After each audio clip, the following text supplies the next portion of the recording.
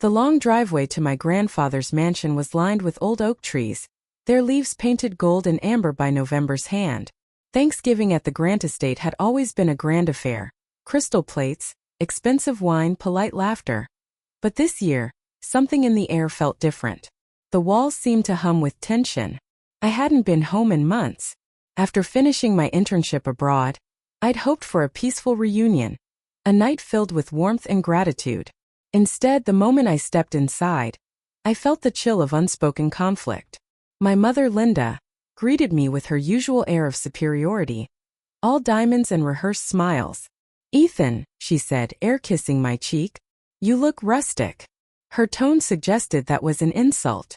My father, Greg, gave me a firm handshake and a half-hearted grin. "Back from saving the world?" he joked, pouring himself a glass of whiskey. His laughter didn't reach his eyes.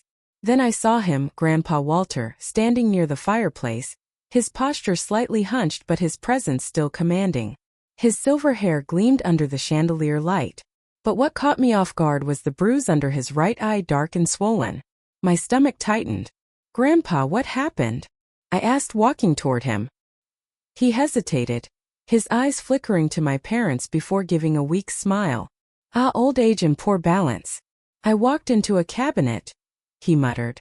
But his hands trembled as he adjusted his glasses, and I noticed a faint scrape on his knuckles.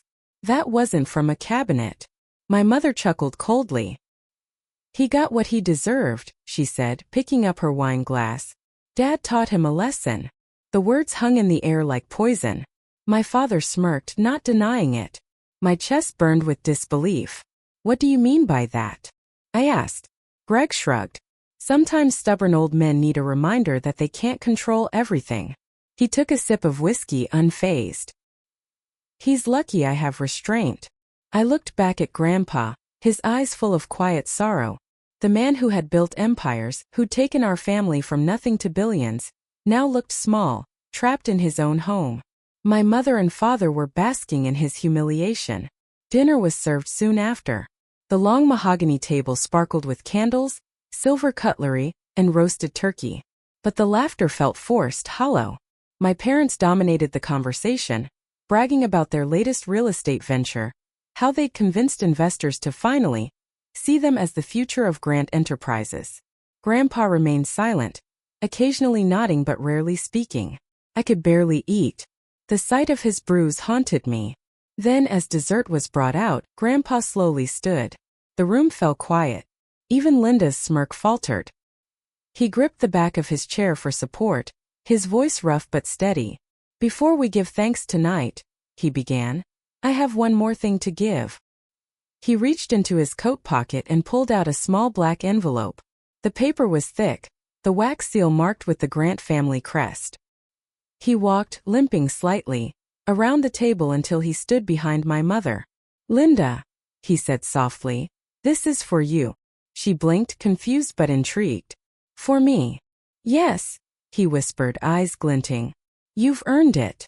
She laughed, tearing the seal dramatically, expecting a check or deed to the company. But as her eyes scanned the contents, the color drained from her face. Her wine glass slipped from her hand, shattering against the marble floor. What is this?" she stammered, her voice trembling between rage and disbelief. Grandpa didn't flinch. "The truth," he said. "And justice." Greg leaned over her shoulder, his smirk fading as he read the paper. His jaw clenched, veins pulsing at his temple. The room froze. My mother's face turned red, bright, furious red. She looked ready to explode. That was the moment I knew Thanksgiving would never be the same again. Something dark, something buried had just been unleashed. For years, I had believed my parents' ambition was a good thing, proof that the Grant bloodline was filled with visionaries. But that night, as I watched my mother's trembling hands clutch the black envelope and my father's forced grin crumble, I began to see the truth. Their ambition wasn't noble. It was hunger, cold, devouring greed. The silence after Grandpa's announcement stretched painfully long. My mother, Linda, stood frozen, her lips quivering as she read the document again and again, hoping she had misread it. Finally she spat. "This is a joke." "It has to be." Grandpa didn't blink. "It's no joke," he said. His voice was calm, almost sad. As of last month, both of you have been legally removed from the Grant Enterprises trust and will. Everything you schemed for ends tonight. My father shot up from his chair, face flushing with anger. You senile old man, he barked. After everything we've done for you? You wouldn't have your empire if it weren't for me managing your board, your investments, My patience, Grandpa interrupted coldly. You managed my patience for far too long, Gregory. The tension thickened. My mother's voice cracked. You're punishing us for nothing. We've only ever wanted what's fair, what belongs to us. Grandpa's tired eyes lifted to hers. You wanted control, not fairness. You wanted power, not family. The words hit like stones. My heart thudded. All my life I had seen my parents as flawless pillars of success. But now memories flooded back. Small moments I had ignored. The way Dad would talk about taking over sooner than later. The way Mom laughed when Grandpa's health began to decline. The late-night arguments about shares, ownership, and who deserved to be the face of the Grant legacy. And then I remembered last summer, the night Grandpa called me out of the blue. His voice had been shaky, fragile, asking if I could visit him the next day. When I arrived, he looked worn down, his hands bruised even then. I had asked what happened, but he brushed it off, saying, Your parents are just passionate people. Now I understood what that meant. As Linda threw the black envelope onto the table, the document slid out, plain white, stamped with an attorney's seal. I caught a glimpse of the title, Revocation of Beneficiary Rights. My father glared at Grandpa. You think you can humiliate us like this? After I? He stopped himself, biting his tongue. But Grandpa's gaze sharpened. After you what, Greg? My father said nothing. Grandpa sighed. I know what you did. I heard everything. The night you threatened me in my own study, telling me to sign over my company or you'd handle it yourself. A ripple of gasps went through the room. My cousins and uncles exchanged stunned looks. You don't know what you're talking about, my mother snapped. Oh, I know, Grandpa said, voice trembling but resolute. I also know who threw the first punch. He gently touched his bruised cheek. I froze. My mind went blank for a moment, unable to process it. My father, had he really? Grandpa, I whispered. Why didn't you say anything? You could have called the police. His eyes softened as they met mine. Because I wanted to see what kind of man my grandson would become. Whether you'd notice the difference between respect and cruelty. The room was suffocating with tension. My mother's lipstick had smudged from tears she refused to let fall. My father paced behind her, his anger boiling into something darker, desperation. Then Grandpa turned to me. Ethan, I may not live long enough to see how this plays out, but you deserve to know the truth about this family, and what's coming. He reached into his jacket and pulled out a small flash drive, placing it in my hand. Everything you need to know is in here. Proof, letters, recordings, everything. Keep it safe. I looked at the flash drive, then at him, confused and shaken. What's on it? His gaze hardened. The truth they've been hiding for years. The lies they've built their empire on. And the reason I could never trust them again. As he spoke, the lights flickered briefly, as if the house itself held its breath. My mother's hand reached toward me, trembling. Ethan, give that to me. But Grandpa's voice cut through her demand. No, Linda.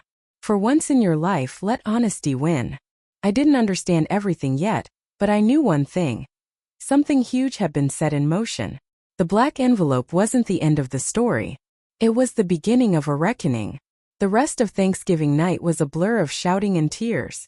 My mother slammed the black envelope onto the table again and again, demanding that Grandpa take it back. My father threatened lawsuits while the rest of the family sat frozen, afraid to move or even breathe. Grandpa, however, stood calmly, frail but unshaken. His silence carried more weight than all their noise combined. I remember slipping the flash drive into my pocket, my heart pounding. Something in my gut told me that what it contained could destroy everything, or finally bring justice. The next morning, after a sleepless night, Grandpa asked me to meet him in his study. The room smelled faintly of cigar smoke and old books. Sunlight streamed through the window, glinting off the photos on the wall, pictures of him building the first Grant factory, his late wife smiling beside him, and even one of me as a boy sitting on his shoulders. "I know what's on that drive," he said quietly when I sat down. "And I know what it means for your parents. But you deserve the truth." He motioned for me to plug it into his laptop. My fingers trembled as I did. The screen came alive with folders labeled recordings, documents, legal and video proof. Grandpa opened one file without hesitation. It was a video. My father stood in the same study, just days earlier, leaning over Grandpa's desk. His tone was venomous. "You think you can just give it all to charity? To that naive grandson of yours? Sign the damn papers, Walter, or I swear I'll make sure you regret it." The video showed my father slamming his fist down, the sound of shattering glass, and then Grandpa stumbling backward. My mother's voice echoed faintly in the background, urging him on. Then the unmistakable sound of a slap. I stopped the video, my breath catching in my throat. My own parents, people I had defended my whole life, had crossed a line so deep there was no coming back. "I had cameras installed last year," Grandpa said quietly. "I hoped I'd never have to use them. But greed turns love into something ugly." He looked at me, sadness clouding his eyes. "You see now why I did what I did." That afternoon, Grandpa called the entire family together once more, including my uncles, aunts, cousins, and even the family lawyer. The tension was thick, but curiosity overpowered fear. Everyone gathered in the grand living room, the same place we'd shared countless holidays. Grandpa stood before us, leaning on his cane. "You all deserve to know the truth about what happened here," he said. Then, with a single tap on the remote, he played the recording. The silence that followed was unbearable. The video exposed everything. My father's threats, my mother's insults, even their plan to take over the company once Grandpa was too weak to fight back. Gasps filled the room. My aunt covered her mouth. My younger cousins looked away. Linda's face turned pale. "Dad, how could you?" she whispered, not out of guilt but out of fear. Greg's jaw locked. "You set me up. You wanted to make me look like the villain." Grandpa's reply was calm but final. "You did that all on your own." The lawyer stepped forward, unfolding a new document. As per Mr. Grant's amended will, all holdings, shares, and assets under his name have been restructured. Effective immediately, Gregory and Linda Grant are disqualified from all inheritance privileges. My mother screamed. My father lunged forward, but security guards, already waiting, restrained him. "You'll regret this, old man," he shouted as they dragged him out. The room was still. Grandpa turned to me. "Ethan, I've left you with a choice," he said softly. "Not the company, not the money, but the chance to build something new, something honest. If you want to inherit my legacy, prove that your heart is stronger than their greed." I didn't know what to say. My throat ached with emotion. My parents had just been exposed in front of everyone, their empire of lies collapsing in seconds. Yet somehow I felt both sorrow and relief. As the doors closed behind them, I realized Grandpa hadn't just punished them. He'd freed the family from years of manipulation. The Grant name, once tainted by greed, finally had a chance at redemption. When I looked at Grandpa, he smiled weakly. "Now," he said, "let's see what truth does when it's finally given a voice." I didn't understand everything yet, but I knew one thing for sure. The fall of the greedy was only the beginning of something greater. The weeks following Thanksgiving passed like a storm that had finally spent itself. The shouting had ended, the chaos had cleared, but the silence that followed was heavier than anything before. My parents had moved out of the estate, leaving behind the shattered remnants of their pride. Their social circle, once filled with admiration and envy, now turned cold. News of the footage had spread through the business community like wildfire, and within days Greg and Linda Grant became the cautionary tale whispered at every corporate dinner table. For me, the house felt different now. Quieter, cleaner somehow. Grandpa and I would have tea every morning in the sunroom, the same place where he used to read to me as a child. His health had started to decline, but his mind was sharper than ever. Every conversation felt precious, like he was passing pieces of wisdom that time could no longer hold for long. One morning he handed me an old leather journal. "This was your grandmother's," he said. "She wanted you to have it one day. She believed you'd be the one to bring peace back to this family." Inside were pages of her handwriting, notes about kindness, humility, and the value of forgiveness. I didn't realize it then, but that journal would guide every choice I made after he was gone. In early December, Grandpa's lawyer came to the house again. I sat beside Grandpa in his study as the man unfolded a series of papers. "Mr. Grant," he said respectfully, "we've finalized the new trust documents. Everything is ready." Grandpa looked at me. "Ethan," he said softly, "I've built empires, but I forgot that the foundation of any legacy is love. I want you to have what's left. Not just the money, but the chance to do it right this time." I shook my head. "I don't deserve this, Grandpa. I haven't earned it." He smiled, eyes glinting. "That's exactly why you do deserve it."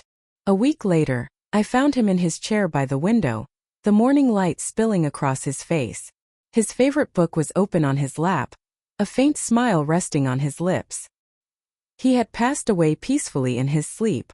The funeral was small, private, and filled with people who had truly loved him. Not for his wealth but for his heart. My parents didn't show up. They couldn't bear the shame, or maybe they didn't care anymore. I didn't hate them. Not anymore. What Grandpa had done, the way he exposed them, was revenge, yes, but not born from cruelty. It was justice wrapped in truth. And now that truth was mine to protect.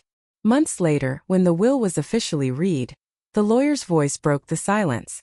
"To my grandson Ethan Grant, I leave the full ownership of Grant Enterprises, as well as the family estate. But I charge him to honor this gift by using it for good, and by never forgetting the cost of greed." The rest of the family clapped softly. My hands trembled as I signed the papers. The empire that had once been built on power now felt like a promise of redemption. The first thing I did was create the Walter Grant Foundation, dedicated to supporting small family businesses and shelters for the elderly. Grandpa's name lived on, not in boardrooms or bank accounts, but in every life we touched. On the first Thanksgiving without him, I hosted dinner again, but not at the mansion. I held it at one of the foundation's community centers, surrounded by volunteers, families, and children. No diamonds, no business talk, just gratitude, laughter, and love. As I looked around the room, I saw a photo of Grandpa on the wall, his old gentle smile captured perfectly.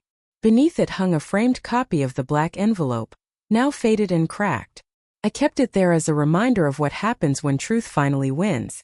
Later that night, I received a letter from the lawyer. It was addressed to my parents. Out of curiosity, I opened it. The message inside was simple, written in Grandpa's handwriting.